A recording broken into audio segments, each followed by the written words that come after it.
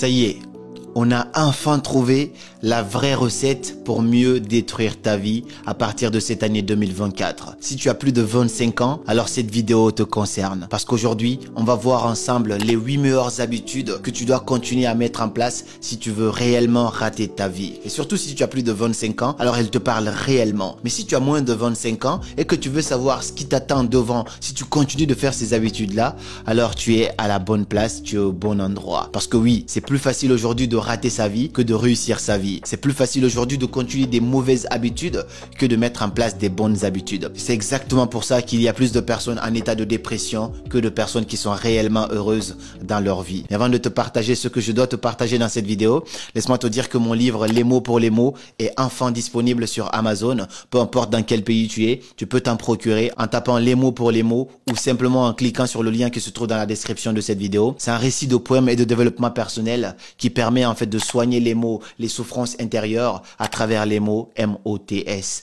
Là-dedans, on parle de confiance en soi, on parle de relations, on parle de rupture, on parle d'amour, on parle de solitude, on parle d'argent, on parle de la société. Plein de sujets y sont traités. Chaque page égale à un poème et ça te permet vraiment d'être en paix avec toi-même, d'être aligné et de mieux avancer dans la vie. Mais si ton objectif est totalement contraire à cette vidéo, tu peux aller chercher ce livre. Par contre, si ton but, c'est de rater ta vie, alors ce livre, il n'est pas fait pour toi. Eh bien, sans plus tarder, la première chose que je te conseille de faire si tu veux vraiment être sur la bonne voie pour rater ta vie, peu importe quel âge tu as, est-ce que tu as 30 ans, 35 ans, 50 ans ou quoi que ce soit, quand ton réveil sonne le matin, prends ton téléphone et va scroller un petit peu sur les réseaux sociaux. Va voir un petit peu ce qui se passe sur Instagram, un peu sur TikTok, un peu sur Snapchat, un peu sur Facebook. Regarde la vie des autres. Regarde comment les gens sont heureux. Regarde comment ils sont à Bali, à Dubaï, en Indonésie ou un peu partout dans le monde. Regarde leur belle vie, leur story. Compare-toi à ça dès le matin. Si ton réveil il a sonné à 6 heures,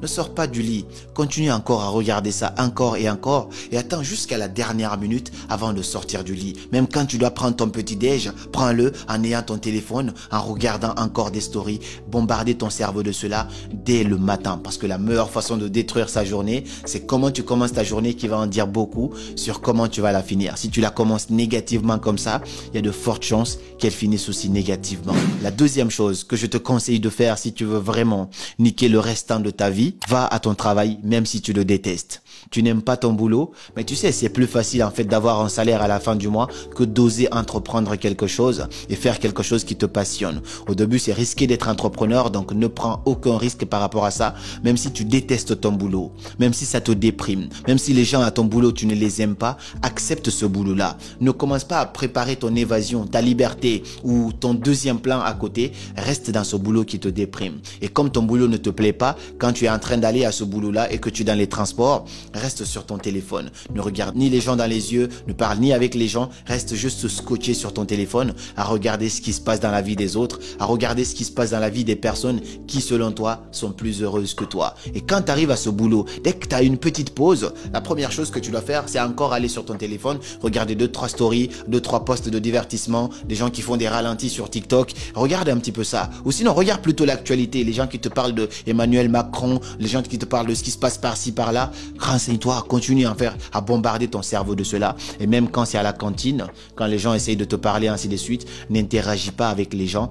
Concentre-toi sur ça, sur ce qui se passe dans ton téléphone. Donc la troisième chose que tu dois faire, c'est de n'interagir avec personne. Coupe-toi du monde social et connecte-toi uniquement sur ton monde virtuel dans ton téléphone. La quatrième chose que je te conseille de mettre en place si tu veux vraiment continuer dans ce sens-là, c'est quand tu rentres le soir. Tu as fini de prendre ta douche, de manger, eh bien, allume ta télé, regarde ta série Netflix. Tu es en train de manger, peut-être que tu peux même manger devant la série Netflix et en ayant aussi ton téléphone. Donc tu manges, tu as Netflix devant toi et en même temps, tu as les réseaux sociaux, tu es en train de scroller. Tu regardes un petit peu à gauche, un petit peu à droite, un petit peu ton plat. Continue de faire ça. Tu as passé de 9h à 18h à travailler pour le rêve de quelqu'un. Tu es rentré le soir. Au lieu de commencer à réfléchir comment tu peux sortir de cette rat race, comment tu peux sortir de ce cercle vicieux, non, ne te pose pas des questions comme ça. Juste contente-toi de profiter de ce petit plaisir, enfin le soir, de regarder Netflix. Parce que voilà, en tout cas, le monde il est en train de continuer. Donc mieux vaut se perdre dans les divertissements ou dans les films fictifs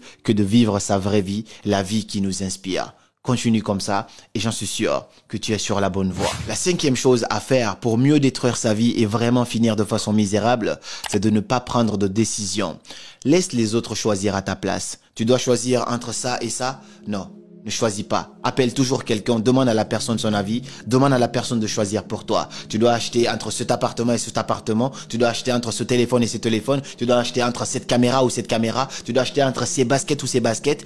Ne choisis pas. Laisse les gens choisir pour toi. Tu dois choisir entre ce métier ou ce métier.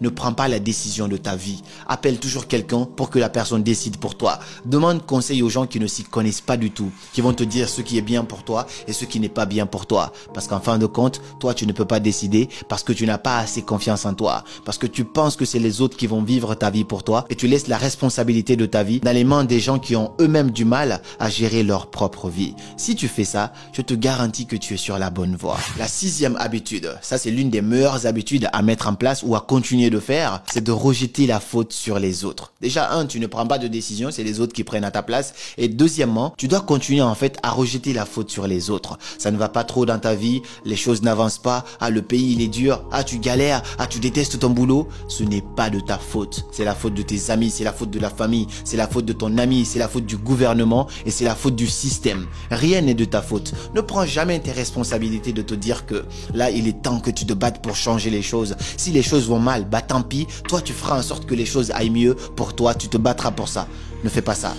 Dis que c'est le gouvernement. Accuse toujours ton père. Accuse le fait que tu es né dans une famille pauvre. Accuse le système. Accuse ton passé.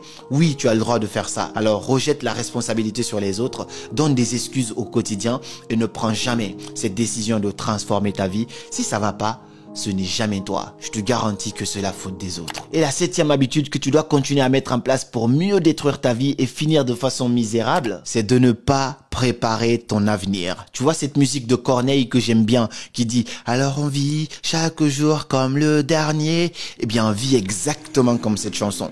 Vis tous les jours comme le dernier. Ne pense jamais au lendemain. T'aimes pas ton boulot? Fais comme si c'était le dernier. Donne-toi à fond, mais ne pense pas à comment tu peux améliorer le futur. Ne te demande pas dans 5 ans, tu serais bien dans quoi? Dans 10 ans, est-ce que tu serais encore heureux là où tu es? Est-ce que tu vas continuer à être malheureux comme ça? Ne te pose pas des questions. Vis comme ça le jour au jour. Tu as eu l'argent, ton salaire il est rentré, dépense tout. N'épargne pas. Pourquoi tu épargnerais? Non, t'as pas besoin d'épargner. Tu dois uniquement vivre le jour au jour. Ne garde pas de l'argent de côté pour ensuite essayer d'investir, pour multiplier tes revenus et peut-être préparer ta liberté. Ne fais pas tout ça. Ça, ce n'est pas fait pour toi. C'est pour les gens qui veulent réussir. Mais toi, ton but, c'est de rater ta vie. Alors n'épargne pas. Ne mets rien de côté. Ne pense jamais au futur. Ne pense pas à préparer l'avenir de tes enfants. Ne pense à absolument rien dans le futur.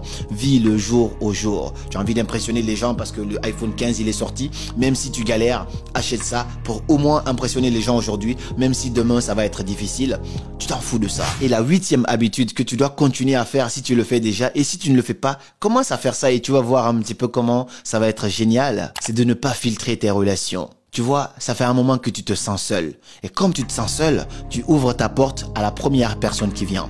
Ne filtre pas, ne prends pas le temps d'analyser les gens, d'étudier les gens, de savoir est-ce que cette personne est bien pour toi ou pas. Comme tu te sens seul, mieux vaut être avec quelqu'un, même si la personne est toxique, que d'être seul. Ne prends pas ton temps de dire, ok, cette personne veut rentrer dans ma vie, est-ce que la personne est bien pour moi, ainsi de suite. Non, parce que tu te sens seul, parce que toi, tu veux aussi prouver aux gens que toi aussi tu as un couple, accepte la première personne qui vient. Même si cette personne ne te correspond pas, même si cette personne n'est pas trop bien pour toi, même si tu sais que cette personne-là va finir par te faire du mal, reste au moins avec cette personne. Quand on te brisera, tu iras encore chez le médecin, on va encore te reparer et ensuite tu viendras encore sur le marché.